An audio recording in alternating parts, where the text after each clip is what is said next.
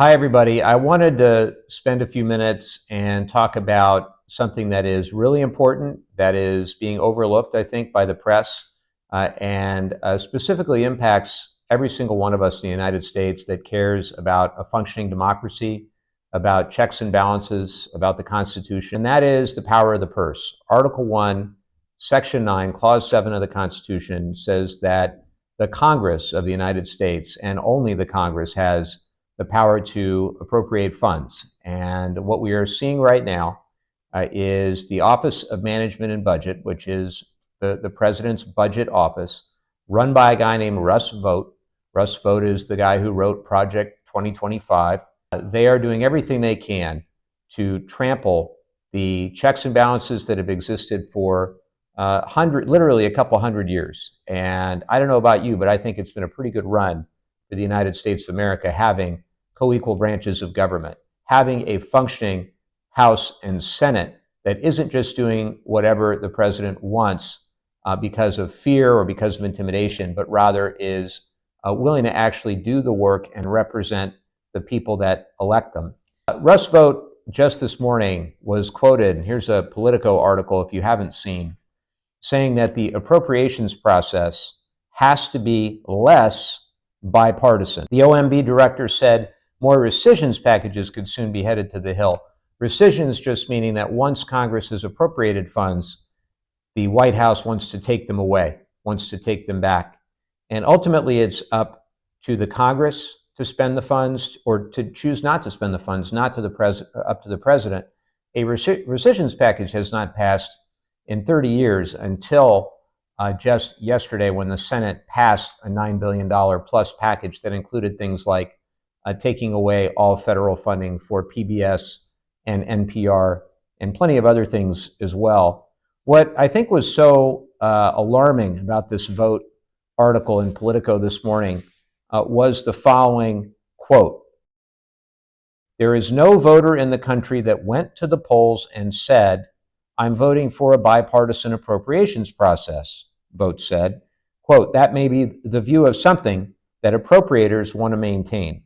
Well, to Russ Vought, I say, you're damn right. That's something that we want to maintain, and it's something actually where I couldn't disagree more. The voters of our district and districts all across the country expect us as Democrats, as Republicans, as legislators to work in good faith across the aisle when we can to deliver results for the communities that we serve. That's the exact opposite of what Russ Vought is saying. I thought what I would do also is read a couple of quotes from our founders. This is not a new phenomenon that Congress has the power of the purse and that the executive has wanted to infringe upon that power. But for the first time in modern American history, the Congress of the United States is actually allowing that to occur. That is new. James Madison, often regarded as the father of the Constitution, said, and I quote, "This power over the purse may in fact be regarded as the most complete and effectual weapon with which any constitution can arm the immediate representatives of the people." And what Vought is suggesting, ignoring bipartisan agreements from members of Congress, rejecting established law, unilaterally withholding funds, is a direct result on the principle that Madison discusses. The other thing I want to mention is something called impoundment. Congress appropriates funds, and then the administration can attempt to impound those funds or refuse to spend them. That's different from rescission, in which those funds would go back to the Treasury, rescinded by the Congress of the United States. So Vought says that something called the Impoundment Control Act is unconstitutional. This was a law that passed in 1974 when Richard Nixon was president. And the Nixon administration wanted to impound some environmental funds that had been allocated, kind of small potatoes compared to what the Trump folks want to do, to be honest with you. And then the Congress passed a law saying that if the president wanted to withhold or cancel funds, they have to ask Congress. They have to ask Congress, and then Congress must approve such an act within 40 days and rescind those funds.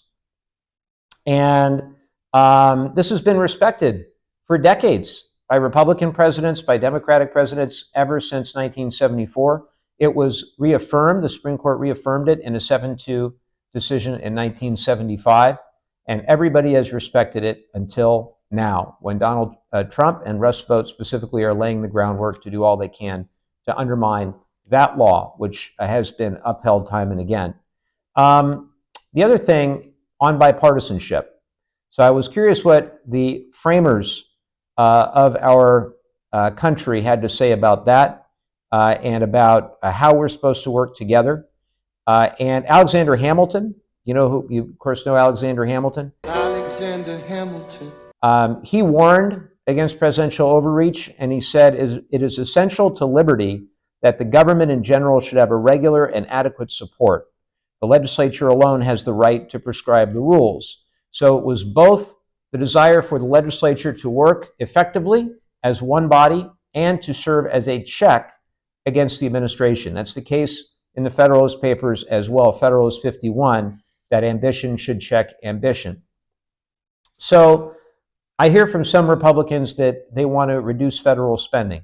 They are the elected representatives of the people. If they choose to reduce federal spending, it should be their choice, and they should work with Democrats in good faith whenever possible. It should not be the choice of an unelected bureaucrat who runs the Office of Management and Budget. If there were a Democratic president and a Democratic OMB director who wanted to tell we as Democratic members of Congress, as Democratic appropriators, what to do, I would tell that OMB director to take a hike, because it's ultimately not up to her or him to make that determination. It is up to us as the elected representatives of the people. So we're going to see, according to this Politico article, more rescissions packages.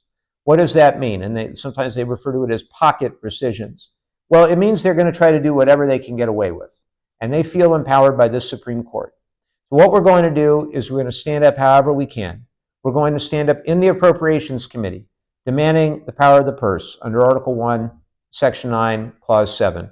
We're going to demand that we do everything possible to get the word out in these districts that these Republican members represent and the states where they represent. Working with our colleagues across the aisle should not be something from the past. It needs to be the foundation upon which we make good decisions around budget and spending.